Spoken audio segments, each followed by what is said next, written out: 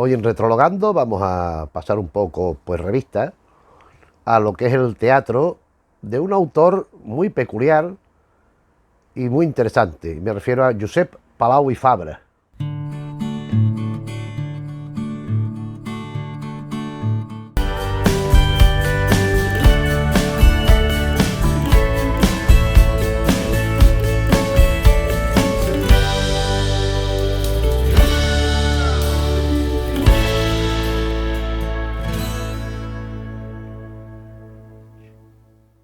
Josep Palau i Fabra nace en Barcelona en 1917, ciudad donde después falleció a los 90 años, en 2008. Bueno, pues él fue una persona muy cultivada, con un conocimiento de pintura, de la poesía, del clasicismo filosófico muy importante. Fue una persona muy inquieta, una persona que, bueno, que durante el franquismo pues se exilió, en 1950 se exilió. Estuvo en Francia, tuvo contactos y conocimientos profundos con personalidades de primerísimo orden de lo que es la cultura occidental, pues por ejemplo con Albert Camus, por ejemplo con Pablo Picasso, con Pablo Ruiz Picasso, sobre todo, que antes de conocerlo ya había hecho un libro sobre él, pero después hizo hasta 15 volúmenes estudiando la obra de Picasso. Fue amigo de Albert Camus, ya lo he dicho, de Octavio Paz, de María Zambrano y de Antonín Artaud, al que también dedicó un ensayo. Fue un hombre muy inquieto, y que además, dicen, yo no lo he conocido, que absorbía mucho todo lo que tenía a su alrededor, que le interesaba mucho todo y que, bueno, que se volcaba en estas cosas. Jean Cocteau fue otro de sus conocidos, en fin, de los que trató, tal. Su obra es un conjunto de, bueno, vamos a ver, hay que diferenciar dos partes. Una sería su obra, a ver, ¿cómo lo diría?, artística, de algún modo, aunque contiene ensayos, y por otra, su faceta como estudioso. Es decir, todos estos libros de Picasso, por ejemplo, que son, ya digo, son 15 tomos, los que, bueno, no eran tomos muy grandes, pero 15 libros. Hizo estudios sobre otros artistas, sobre Artaud, sobre el teatro en general. Del teatro hay dos ensayos muy importantes que ahora mencionaremos, que están relacionados con esto, pero sobre todo con su creación, con su actividad creadora. Fundamentalmente, también tiene cuentos, en mi opinión, menos relevantes, pero sobre todo la poesía y el teatro sí que están muy vinculados, también los cuentos, pero con el ensayo, con estos ensayos sobre el teatro en particular, sobre la poética también, de forma que de alguna manera pues figuran como un todo único. A mí me parece que el teatro de él parece ser, yo tengo aquí lo que se conocía, lo que se ha conocido siempre como el teatro de Palau i Fabra, pues siempre desde los 90, una cosa así. Pero parece ser que Jordi Coca ha hecho una tesis doctoral y ha descubierto un montón de obras nuevas, como 20, una cosa así, que no, bueno, nuevas, desconocidas, quiero decir, de distintos temas, obras que yo no sé que se hayan publicado, y si se han publicado yo desconozco esa publicación. Sí conozco un estudio en 2 tomos sobre él, de Jordi Coca, sobre Palau i Fabra, sobre estas obras, pero no es lo que nos interesa. Entonces su poesía se inicia de alguna forma, bueno, el culmen de su poesía es, él va retomando con poemas del alquimista. Yo tengo esta edición aquí de Plaza y Janés, bilingüe, donde viene una serie de poemas. Yo no es una cosa que me haya interesado especialmente, viene en catalán y en castellano, traducido. Esto es una selección de poemas del alquimista, donde a mí lo que me interesa de este libro, en relación al teatro, que es a lo que nos vamos a dedicar, como es natural, había cuenta de donde nos encontramos, claro, es el término alquimista. O sea, es lo que conlleva ese término de reflexión, de conocimiento, de transgresor, en cierta manera también, ¿por qué no?, de una cierta ocultación, de una cierta privacidad. O sea, el alquimista conoce los secretos, él los utiliza, pero no los difunde. En este caso sería dar el giro en el sentido de que el alquimista conoce esos secretos, que, bueno, son los secretos del personaje ficticio Palau i Fabra, que concibe todo ese universo literario en el que va expresándose, literario y visual, porque su teatro es muy espectacular, no es solo literario, y los da a conocer al público. Este es a lo que me refería con el término del alquimista. Su primera obra, al parecer, está incluida en este tomo, Alfa Romeo y Julieta, al que iremos yendo y viniendo, porque la primera es esta,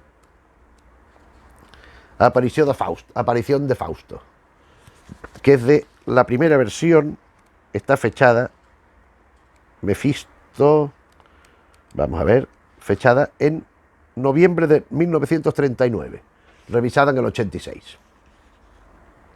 Aquí pues es un diálogo entre Fausto y Mefistófeles, lógicamente, en la cual pues bueno, vemos un Fausto distinto, vemos un Mefistófeles. ¿Hasta qué punto esto sería como como la quijotización de Sancho y la sanchificación del Quijote? Es decir, hasta qué punto Fausto pretende unas cosas de Mefisto, pero a su vez hace que Mefisto quiera algo de Fausto. Es decir, cómo van, no es solo la forma unilateral del Fausto pretender algo que le puede conceder Mefistófeles, sino que sea de ida y vuelta un poco el viaje. Esta es la propuesta de esta primera obra. En definitiva, la propuesta es casi que un desdoblamiento de Fausto en Fausto o de Mefisto en Fausto y Mefistófeles, con un trasfondo moral. Bien, el ciclo más importante de su teatro es el ciclo que dedica a Don Juan, al Don Juan mítico, al que dedica también un ensayo, ya que lo digo, vamos a referir de alguna forma. Él tiene dos libritos pequeños, muy pequeños, uno de 50 y tantas páginas, otro de unas 90, dos libritos de ensayo sobre el teatro y lo que es el lenguaje teatral como expresión de un todo, no solo el texto teatral, sino la representación y tal. Estos textos son la tragedia o el lenguaje de la libertad, la tragedia o el lenguaje de la libertad, y el mirall embruixat, el espejo embrujado. El primero es bastante elocuente el título, y el espejo embrujado se refiere a que el escenario actúa, como en alguna obra que después veremos, exactamente como un reflejo, como un espejo de la realidad, que es lo que tiene fuera del escenario, enfrente del escenario, digamos más allá de la cuarta pared. Esto es lo que viene a sintetizar en cierta manera el título. En estos ensayos pues ya vemos la versión teórica de lo que después concreta en sus obras prácticas. Entonces tenemos el ciclo del Tenorio, que son 5 obras, precedidas por un ensayito pequeño también, donde, bueno, vamos a ver, él toma el mito del Tenorio de Don Juan, como se quiera, del seductor, tal, por dos razones. Por un lado, porque le permite, debo añadir una cosa, a ver, una cuestión contextual. Estas obras se redactan entre 1951 la primera, 1957 la última de este ciclo de 5, todas ellas elaboradas y redactadas en el exilio. Él se va de España en 1950 y regresa en el 60. Entonces todas estas obras de Don Juan se realizan allí, igual que otras que siguen en el exilio. Esto es importante, ¿por qué? Porque la visión que él quiere mostrar en España no se hubiera podido pues dar a la luz, porque la censura lo hubiera impedido. Entonces, como digo, y retomo con lo que decía, por un lado tenemos el Don Juan como una forma de hablar del amor y del sexo, de las relaciones carnales, pues de forma directa y explícita, pero por otra, al tratarse de un mito tan conocido, tan divulgado, pues lo que hace es transgredir la norma. Él invierte ciertos valores y utiliza el personaje para una serie de elementos que no son los tradicionales. Para empezar, este Don Juan de Palau y Fabre, en las obras, él es consciente de su entidad como ficción. Él no actúa, el personaje no representa un ente de carne y hueso auténtico, sino que es un personaje que sabe que es tal personaje y que actúa en consecuencia. El ciclo lo conforman la tragedia de Don Joan, la tragedia de Don Juan.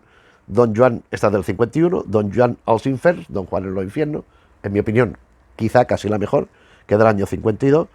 Esquelet de Don Juan, el esqueleto de Don Juan, Príncipe de las tenebras, príncipe de las tinieblas, y l'excés o Don Joan Foll, el exceso o Don Juan loco. Aparte de la conciencia plena de ser un ente inventado, creado, artificioso, si se quiere, pues Don Juan se esencializa no solo por el tema de la seducción inherente a él, sino por ser, al igual que el Fausto al que ya me he referido, por un mito que se va a trastocar en escena, si allí era el Mefisto el que un poco buscaba a Fausto, en vez de a la inversa, pues aquí encontraremos otros elementos. Pero el propio Palau y Fabra nos dice, y cito, que él entiende el mito como un destructor de determinadas estructuras sociales.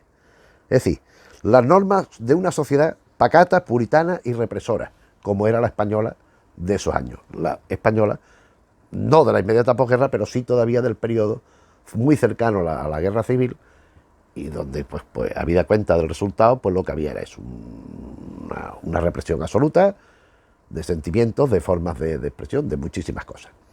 Y entonces elabora este mito de Don Juan, donde la tragedia de Don Juan, lo diré en castellano porque tampoco, pues para un poco dislocar la realidad del Don Juan conocido, recurre a los personajes de la comedia del arte. La Arlequín, la Colombina, si vemos los dramatis personales, las relaciones de personajes, ya nos vamos dando cuenta de que algo hay distinto aquí. Aquí tenemos a Colombina, Pierrot, al Arlequín, tal. Esto es una variación, una desviación completa del mito. Hay que decir que esta tragedia de Don Juan ya representa algo que iremos encontrando en distintas obras, que es el elemento metateatral. En este caso, por ejemplo, hay dos escenarios. En el escenario hay dos escenarios. En uno está Don Juan y los personajes están interpretando, pero a su vez están asistiendo a otra obra, que es lo que representan los personajes de la comedia del arte, Arlequín, Pierrot, Colombina, etcétera, que es otro escenario al que ya aludí. Pero están en el escenario a su vez para el público. Naturalmente el mito se da la vuelta, es una variación completa, y llegamos a la segunda, que es de 1952, Don Juan en los infiernos. Este tomo es el que trae los distintos Don Juanes. Vamos a ver. El Don Juan en los infiernos es, tengo que hacer un poquito de memoria, pues, después del desenlace conocido del Don Juan, en el infierno empieza a encontrarse parejas famosas, literarias y del mundo del arte, muy conocidas. Tristán e Isolda, Romeo y Julieta, y va conversando con ellos. Y va deduciendo cuál es la naturaleza exacta de las relaciones amorosas afectivas de este tipo. A través de estas conversaciones, aparte de las relaciones, digamos, entre ellos, ¿cuál es la tesis de la obra quizás? Pues que estos personajes, Romeo y Julieta, la visión que conocemos artística de Marco Antonio y Cleopatra, etcétera, no vivirían sin su autor, pero después de él sí. Es decir, después de que el autor desaparezca, ya fallecido, lo que sea, los personajes siguen teniendo su recorrido. El tercero sería el esqueleto de Don Juan, príncipe de las tinieblas. En fin, son indagaciones sobre el Don Juan desde su, digamos, posterior estancia en el infierno. Pero a mí la que me interesa más de esta, a mí la que me gusta mucho es Don Juan en los infiernos, me parece una obra muy interesante, pero que se complementa perfectamente y enlaza con la primera, con el exceso o Don Juan loco. Porque ¿qué es lo que ocurre? Pues ocurre que Don Juan pierde la orientación, o sea, queda completamente alienado, es un personaje que pierde la razón. Es decir, es tan excesivo todo lo que ha ido conociendo, todo lo que ha ido haciendo, lo que le han ido diciendo, lo que él ha ido mintiendo respecto a la realidad, de alguna forma mostrando lo que es la ficción del escenario respecto a la existencia real. Y esta locura es un elemento muy bonito y muy interesante en esta obra. Después del ciclo de Don Juan, aquí en este tomito viene mots de ritual para Electra, palabras de ritual para Electra. Esta obra, pues, estamos hablando de un amor pues incestuoso entre hermanos. El sabido recurre al mito de Electra. O sea, todo lo que vamos a ver en esta y la otra, junto al Don Juan y al Fausto, es una forma de utilizar el mito para otra cosa.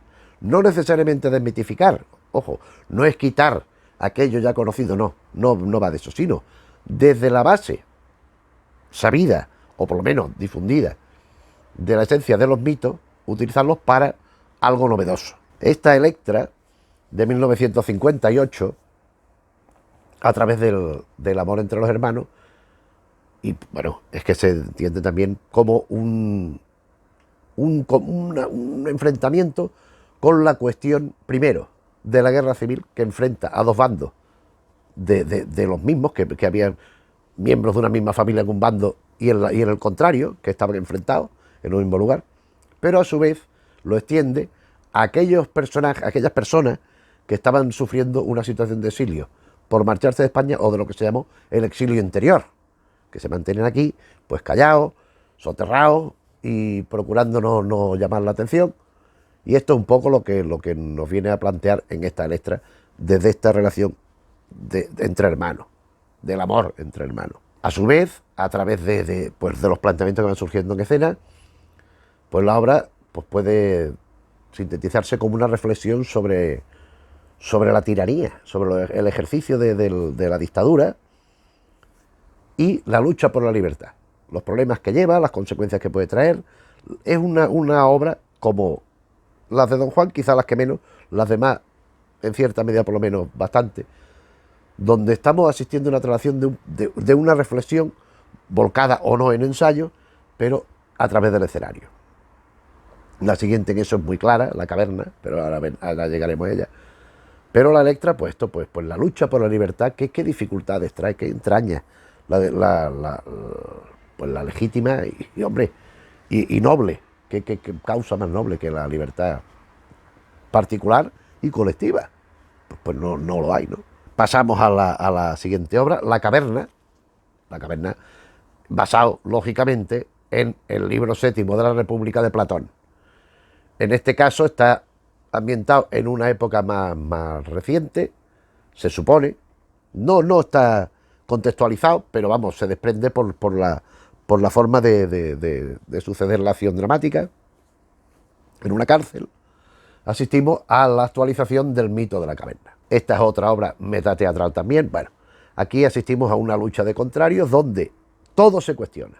La reflexión es hasta qué punto el cuestionamiento permanente aporta elementos positivos y hasta qué punto es lo contrario.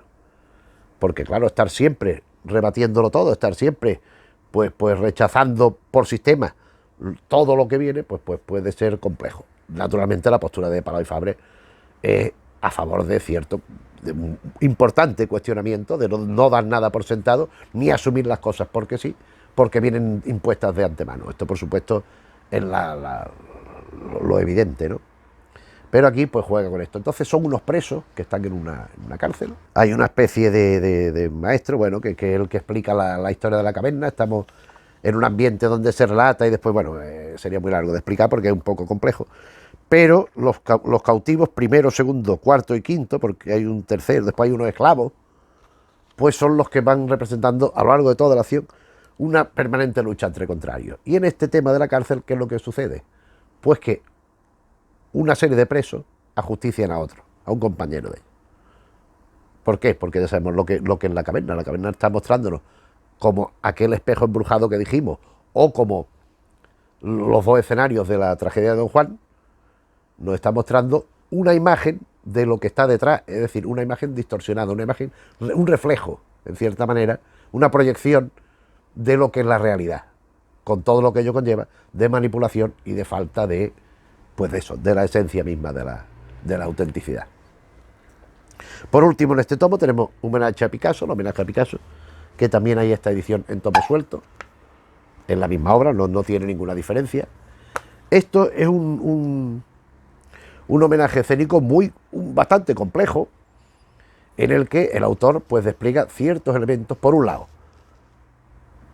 muy particulares del propio Pablo Ruiz Picasso, la persona, el ser humano, y por otro, gran conocimiento de la parte artística de la obra, de la producción debida al humano, es decir, el Pablo Picasso humano y el Pablo Picasso pintor. El tema de Picasso, pues ya digo, va aplicando esto todo. ¿A través de qué? Pues de determinadas escenas que suceden donde encontramos al pintor y la modelo, donde encontramos personajes de los cuadros de Picasso, donde encontramos sensaciones, con el nombre de sus sensaciones. No hay un dramatis personae, pero sí sé que el reparto se puede hacer con dos actrices y dos actores que van desempeñando los diversos roles que se van desplegando en la obra. Es una obra donde, en cierta manera, Es una transposición de las distintas etapas artísticas de Picasso, la azul, la rosa, el cubismo, tal, y va un poco la abstracción absoluta, y va un poco repasando esto desde el escenario. Bien, estas son una primera entrega de teatro bueno, en las primeras, ciclo Don Juan, en el Fausto, en la Electra y en la Caverna, nos encontramos ante demostraciones de teatro trágico, de teatro con raíz en el dolor y con la catarsis como elemento, digamos, apoteósico de la propuesta teatral. A partir de aquí ya encontramos otra tendencia iniciada, o quizá el elemento de enganche, es la trágica historia de Miquel Colas. Esta también es trágica, pero que está inspirada o está basada en Michael Colas de Heinrich von Kleist. Una novela romántica por excelencia. Kleist pues, es uno de los autores, junto con Goethe, con Hölderlin, con Novalis, pues de los más importantes. El Cántaro Roto es una obra muy importante, muy interesante de él. Michael Colas, en cierta forma, pues prefigura el personaje de un revolucionario, en tanto se enfrenta a un tirano. Se enfrenta a un tirano esencializado en esa condición.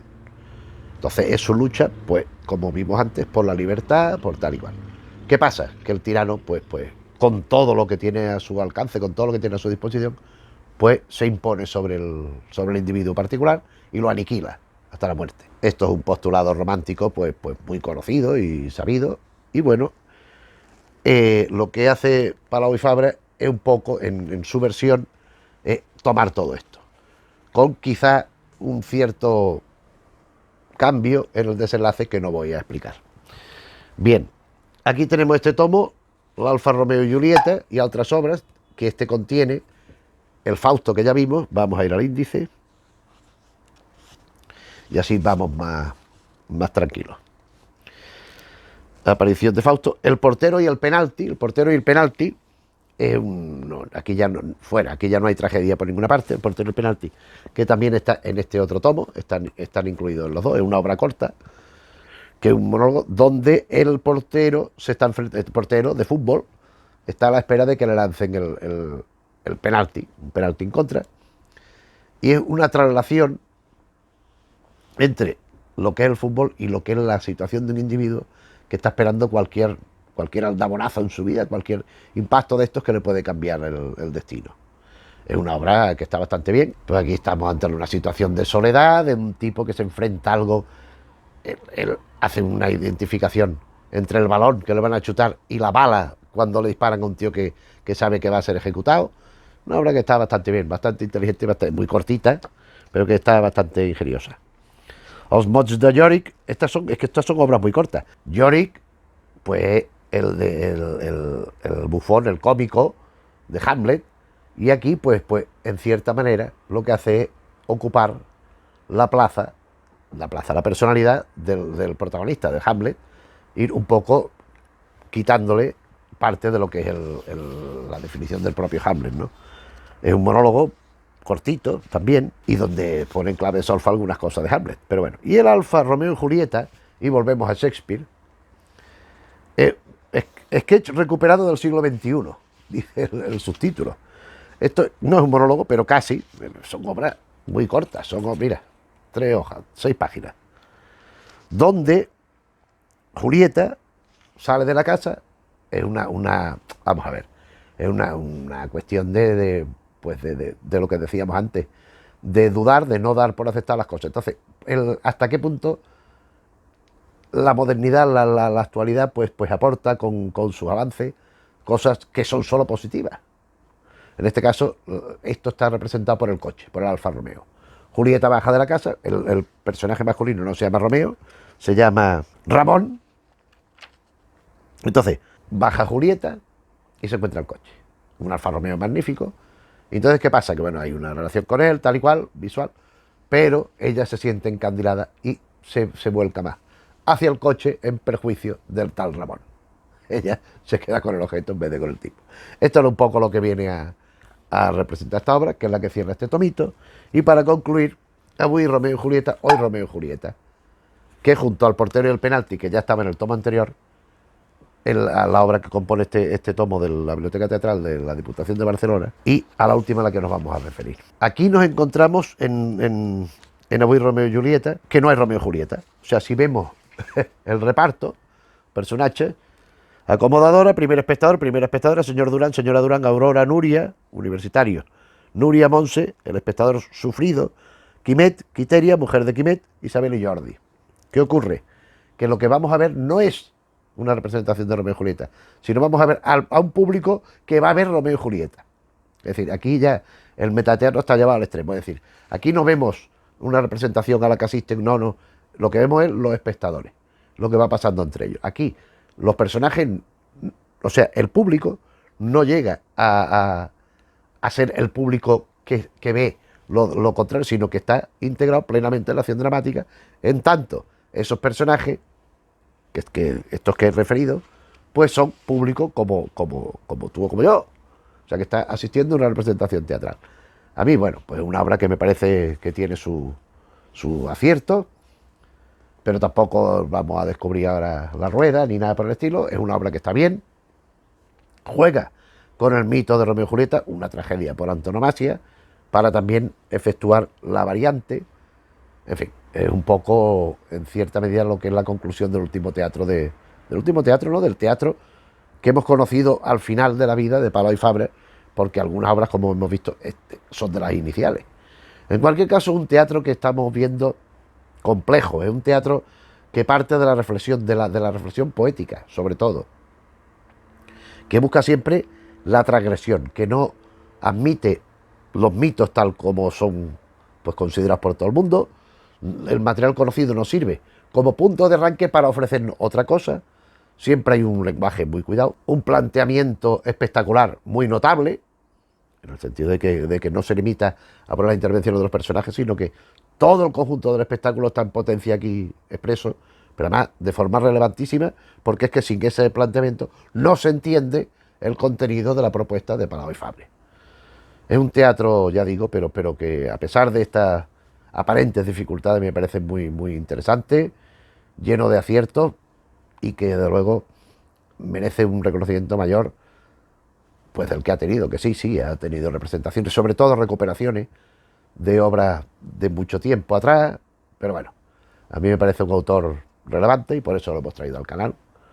Pues de momento nada más. Aquí habéis visto las obras que hay, por lo menos las que yo conozco, publicadas. De la poesía hay mucho más, también hay los libros de cuentos, por lo general en catalán, como son estas obras de teatro, pero bueno, en fin, es una de las limitaciones que tiene, pues, manejar un idioma u otro. En todo caso, pues espero que te haya interesado la idea general que he intentado transmitir de lo que es el teatro de Palau y Fabra. Si es así, le puedes dar al me gusta. Si ves que los temas que tocamos en el canal te interesan, pues te puedes suscribir, aconsejarle que lo haga a gente que conozcas, que le pueda interesar, y te estaremos muy agradecidos. Pues nada, nos vemos en otro vídeo. Un saludo.